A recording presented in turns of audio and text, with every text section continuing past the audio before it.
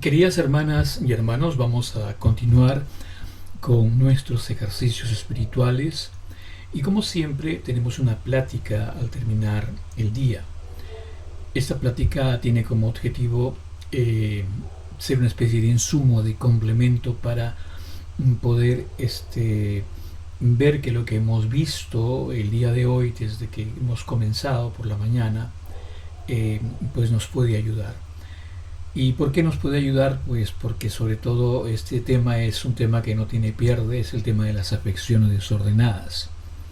Es una experiencia que vivimos a diario, que tenemos que vivir siempre, y nuestra responsabilidad como seres humanos es estar atentos para que estas afecciones desordenadas eh, nos permitan ser un poco más coherentes entre lo que decimos y lo que hacemos.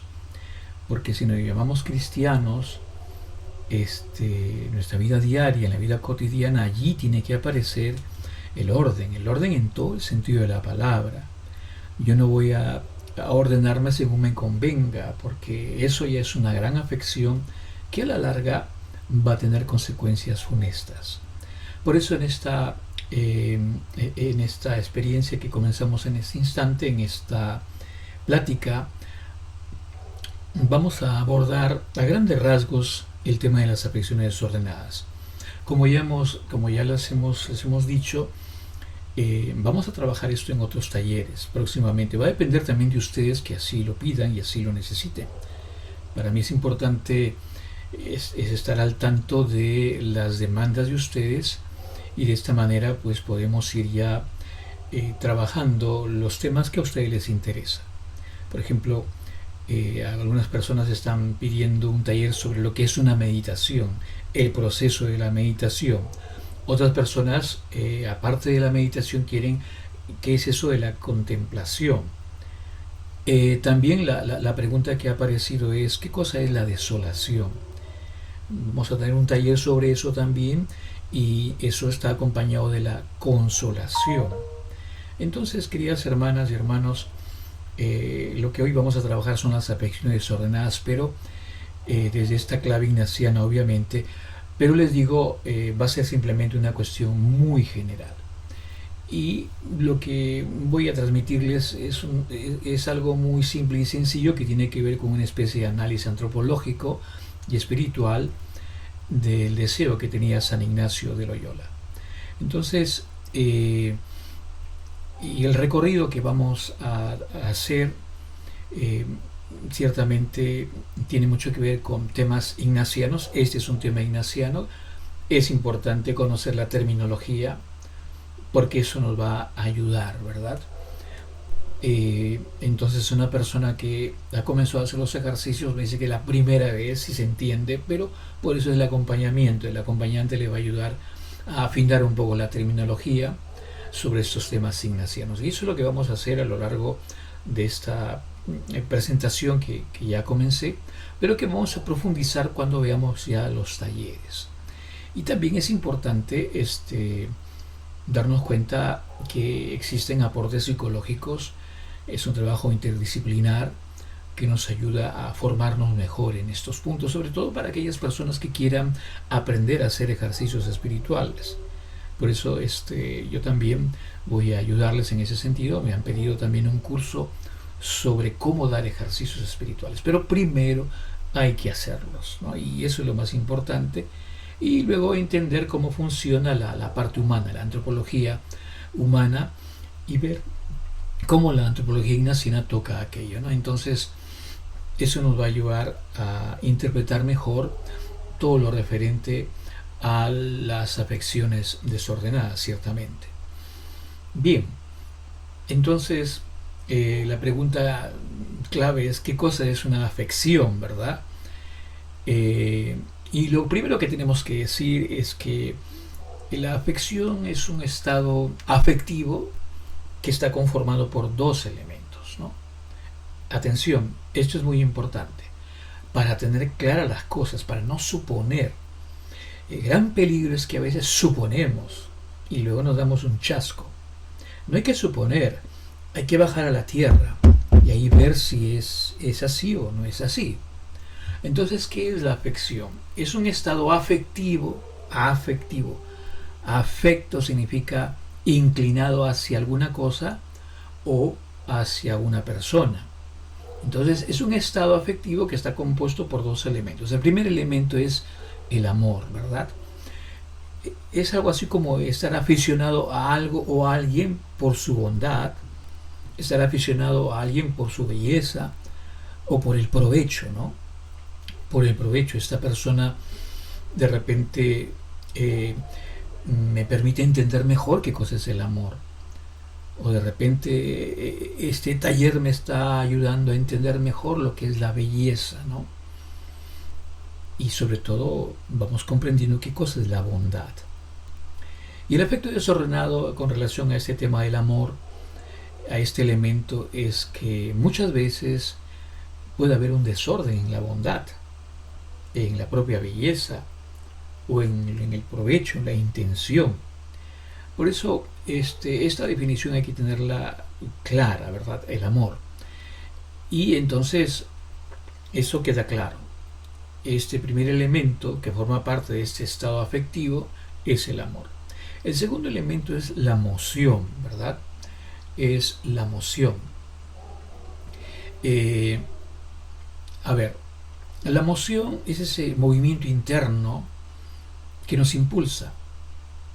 Es un movimiento que viene de Dios, que puede venir del mal espíritu, o puede venir de mi propio querer e interés.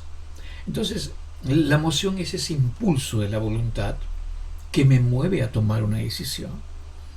Es esa emoción que me mueve a elegir para alcanzar o quedarme con el objeto, ¿no?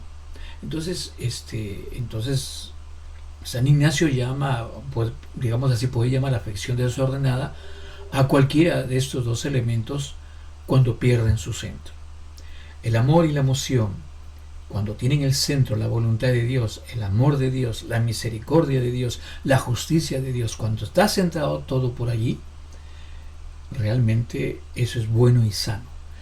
Pero cuando aparece solamente el amor y el movimiento para quedarme con lo que me interesa, no me importan los demás, pero yo quiero esto, eso es una afección desordenada, porque las afecciones desordenadas nos llevan a tomar decisiones que a la larga nos vamos a arrepentir. Y es importante decir algo. Dios muchas veces nos pide algo y lo hacemos cuando eso lo trabajamos bien. Pero el Señor, el Dios de la vida, cualquier otro momento de nuestras vidas, nos va a hacer torcer un poco las cosas en el buen sentido para ir donde Él quiere.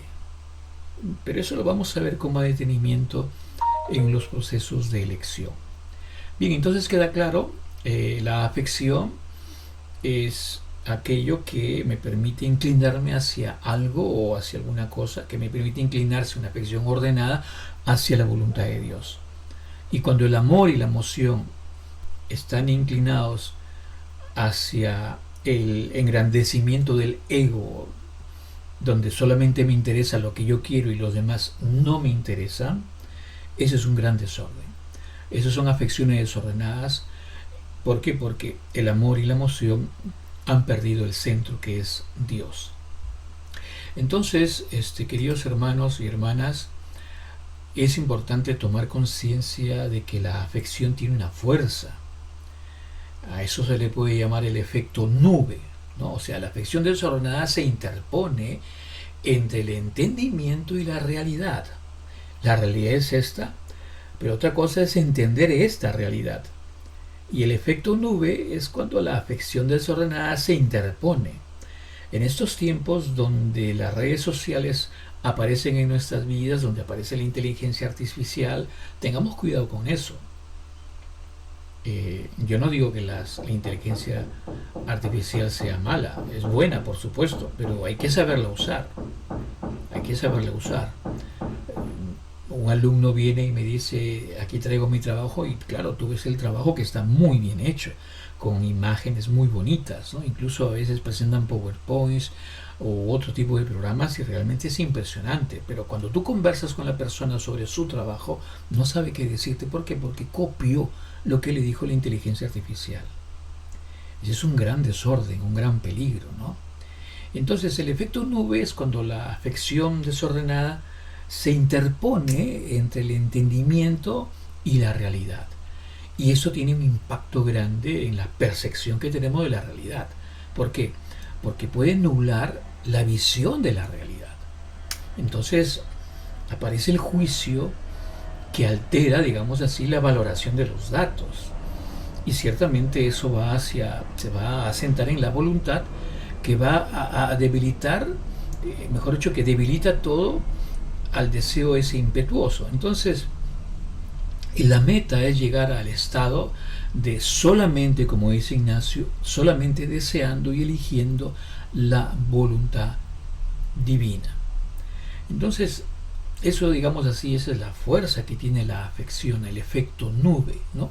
Que impacta sobre las potencias y que altera la meta, ¿no? Entonces la percepción, repito, nubla la visión de la realidad, que toca el juicio, y este juicio se ve alterado de los datos que ahí aparecen, y me llevan a hacer conjeturas, me ayudan a hacer una serie de suposiciones, y muchas veces todo eso lo dejo ahí, y eso toca mi voluntad, que va a debilitar el deseo real.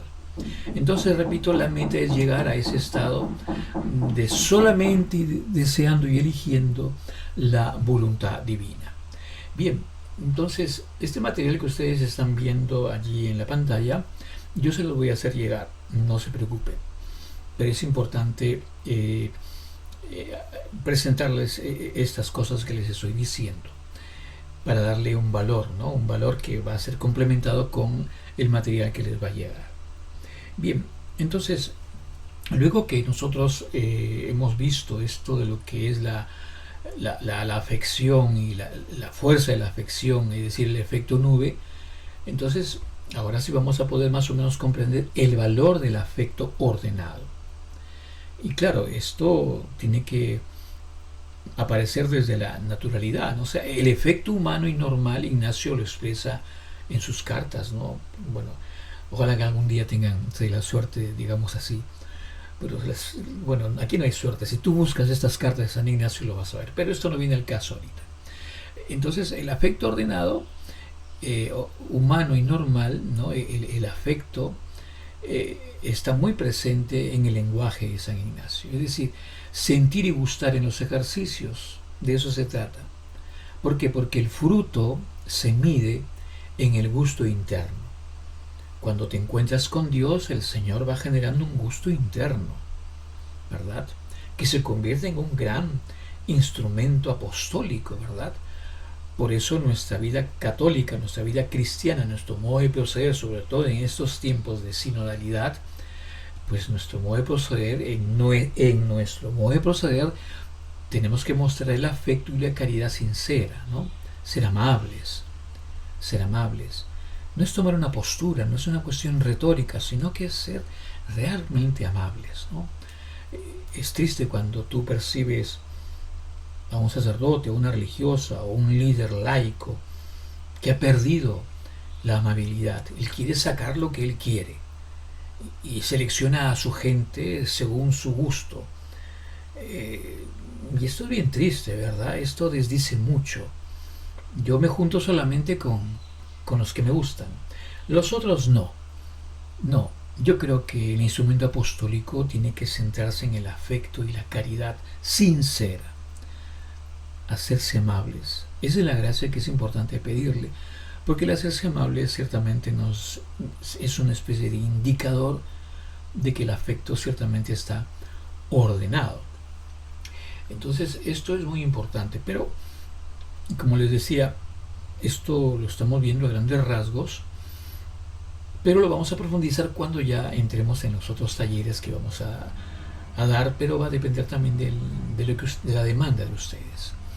Bien, entonces la conclusión primera es que la virtud no se da sin pasión, pero debe estar orientada la pasión, la virtud. La virtud, yo puedo ser muy virtuoso, pero mi virtud puede estar totalmente desalineada.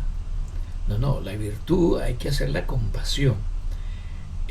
Cuando uno hace ejercicios espirituales y con la gracia de Dios con el tiempo te vas dando cuenta que algo va cambiando en tu vida y eso lo haces con pasión, ¿no?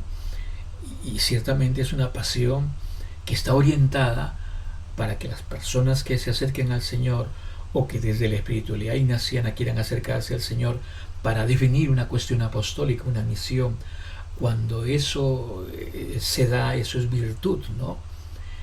Y qué triste es ver a gente que trabaja en la iglesia, pero hace simplemente las cosas por hacer y eso se nota, ¿no? Eso desdice mucho. Simplemente lo hacen porque hay que hacerlo, ¿no? Yo no estoy suponiendo, yo lo digo porque yo lo he visto y porque yo también he pasado por lo mismo. Pero bueno, siempre he estado cercano a personas que me quieren y me estiman, que me han hecho ver las cosas. Entonces la virtud no se da sin pasión. Cuando hay virtud que se da así sin pasión, yo creo que hay que sospechar. Entonces, en los ejercicios sabemos que hay 4 semanas, ¿no? 4 semanas hemos visto que existen en los ejercicios. Nadie puede hacer la tercera semana de los ejercicios si es que no ha terminado bien la segunda y menos la primera. Entonces, existen afecciones desordenadas que en el transcurso del proceso de los ejercicios se van dando. Por eso, el tema de las afecciones se tocan más en la primera semana de los ejercicios perdón, y en la segunda semana. ¿Por qué? Porque en la primera semana, por ejemplo, el tipo de afecciones desordenadas tiene que ver con la vía purgativa, ¿no? Purgar. Ir separando un poco, ¿no? Darme cuenta realmente el objeto malo, ¿no? Vicios, pecados, y lo que se busca en la primera semana para reorientar el afecto es aborrecer aquello que es malo, aborrecer aquello que bajo apariencia de bien, aborrecer aquello que te hace perder el tiempo dedicándote a otras cosas que no van en la línea de Dios. Eso hay que aborrecerlo y pedirle al Señor no volver, digamos así, perdona la expresión, odiar el pecado, odiar esos vicios que no me conducen a nada bueno. Eso es la vida purgativa. Eso se da en la primera semana de los ejercicios, ¿ok? Y luego en la segunda semana pues aparece la vida iluminativa, la luz, ¿verdad? Cuando tú te das cuenta que el objeto es bueno o indiferente, ¿no? Ya hemos visto qué cosa es la indiferencia. Entonces, en la primera semana el objeto es malo, no le demos vueltas, esto es malo. Yo no puedo pactar con lo malo ni con lo que aparentemente aparece como bueno. No, yo tengo que descubrir que ahí hay maldad. Y hay lenguajes muy retóricos, pero en el fondo hay maldad.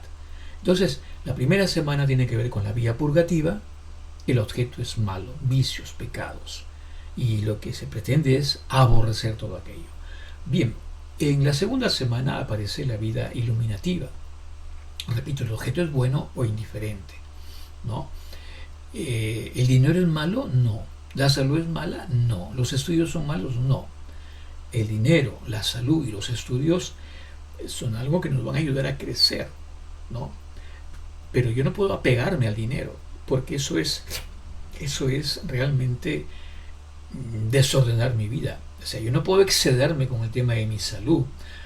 Hay gente que gasta demasiado cuidando su salud cuando realmente ahí tiene que ver mucho la fuerza de voluntad, ¿no? Si tu voluntad está ordenada, es como cuando el médico te dice, bueno, le voy a recetar esas pastillas y tú le dices, no quiero pastillas, puedo hacer algunas cuestiones más personales de voluntad.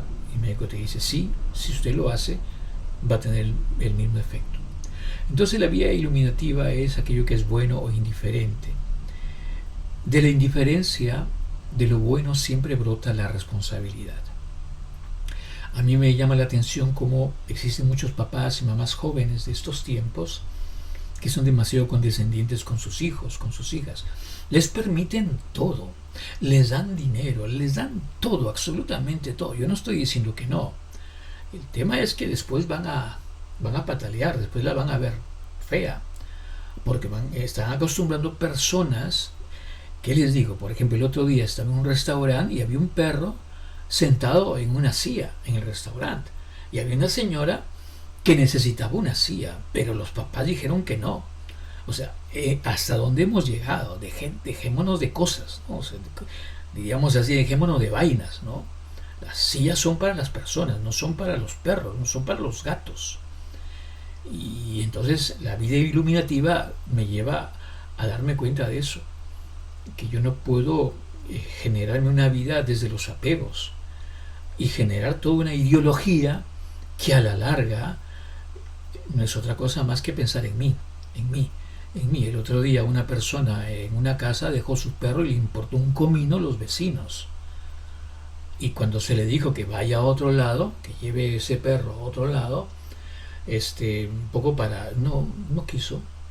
Siguió ahí el perro ahí. O sea, le importó, porque estamos en un punto así, digo lo que digo, porque le importó un comino que el perro siga ladrando y molestando.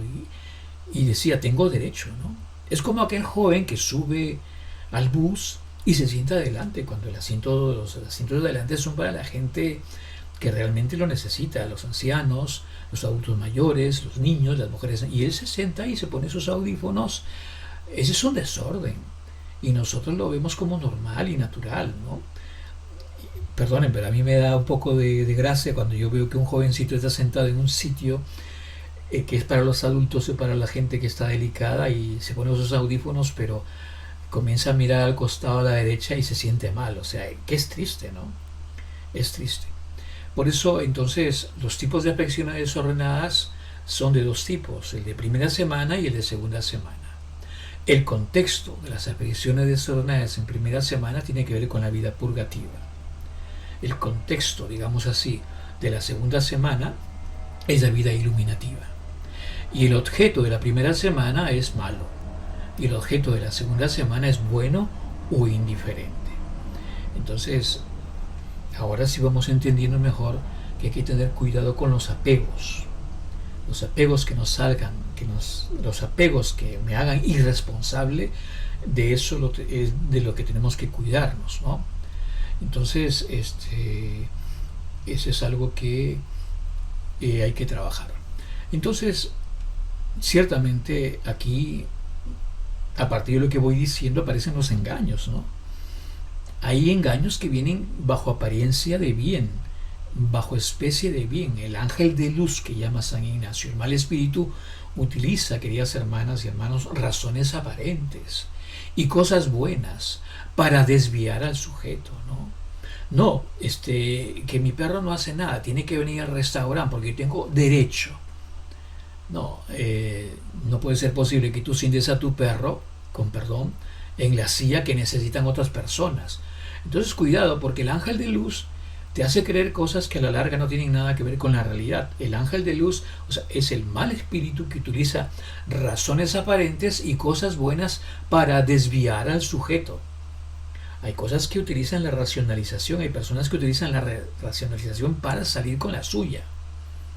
Y después estas mismas personas reclaman de aquello, ¿no? Entonces, el deseo desordenado de penitencias, por ejemplo. Hago mucha penitencia, mucha penitencia. Ojo, hay que hacer penitencia. Claro que hay que hacer penitencia, por supuesto. Pero cuidado con que vayas a quedarte en esas penitencias que son desorden, que te van a hacer daño. O que haya persona que busca consuelos, ¿no? Entonces, esto hay que tenerlo en cuenta. La caridad indiscreta muchas veces. Esa caridad indiscreta que no es otra cosa que una falsa humildad. Por eso, el criterio para detectar eso es que si turba la paz del alma o impide la comunicación con Dios, ciertamente duda, sospecha. Porque hay cosas en la vida que vienen bajo apariencia de bien, pero que a la larga te van destruyendo. Y lo más triste es cuando tú sabes que te ha ido mal, que te han maltratado, que te han engañado, y tú vuelves otra vez a lo mismo, pues ahí sí yo te pediría que vayas al psiquiatra o al psicólogo, ¿no? Así es simple. Porque si has tropezado con esta piedra que te ha caído encima y que te ha destruido, y pasa el tiempo y tú entras bajo apariencia de bien, bajo apariencia de bondad y de perdón, y vuelves otra vez al asunto, ten cuidado porque se va a repetir el asunto.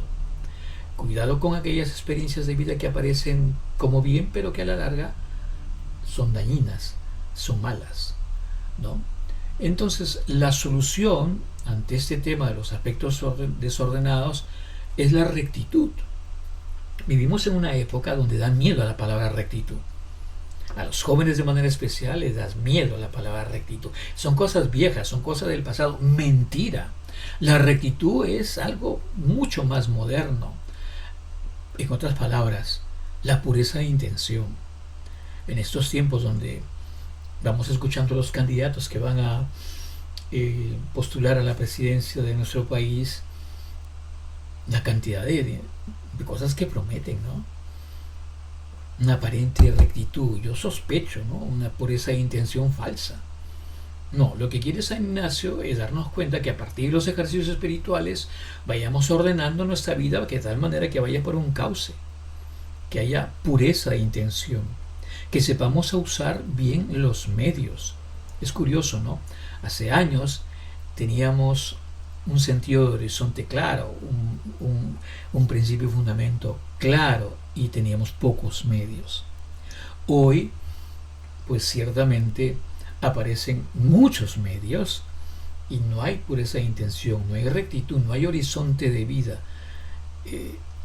Algo está pasando. ¿Qué significa tener intención recta?